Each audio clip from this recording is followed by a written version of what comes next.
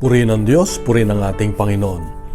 Alam mo ba na maraming katanungan sa buhay na hindi mo makukuhang sagot dito sa mundo o sa ibang bagay? Sa Ebanghelyo ngayon makita natin na sinabi ni Jesus na hindi natin maunawaan ang ibang bagay. Kailangang bumalik siya sa kanyang Ama upang maipadala niya sa atin yung magtuturo sa atin. Magpapaliwanag sa atin sa mga bagay-bagay na hindi natin nauunawaan sa buhay. Sa ngayon, ang daming mga tinatakbuhan natin na pag mayroon tayong mga katanungan, hindi natin alam, mas madali nating puntahan ang social media gaya ng Google, gaya ng Yahoo, at yung bago ngayon yung AI na tinatawag, Artificial Intelligence na ChatGPT. I-type mo lang ang iyong tanong at meron siyang kasagutan.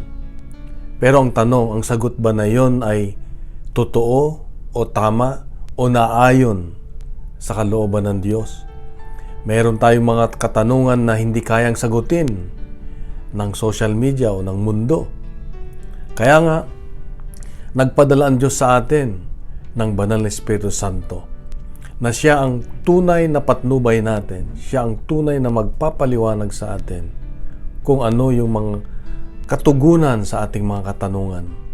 Kaya sa ating pang-araw-araw na buhay, maraming bagay tayong hindi mga lubos na naunawaan, ngunit itong Banal na Espiritu Santo, ang Diyos mismo, nakasama natin araw-araw, ang siyang nasa atin para magpaliwanag at magpatnubay.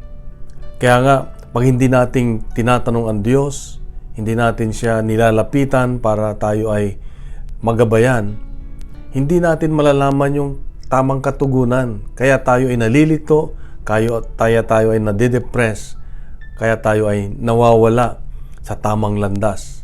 Dahil kung ano-ano at sino-sino ang ating sinusundan at hindi ang Diyos.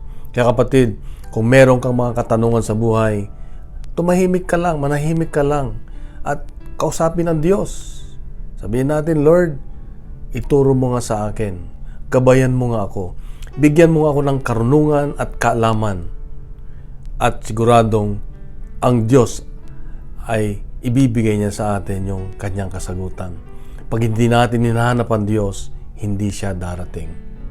Kapatid, mahal ka ng Diyos, mahal ako ng Diyos, mahal tayo ng Diyos. Bukas muli, meron siyang magandang mensahe sa iyo at sa akin. Isang mapagpalang araw. God bless.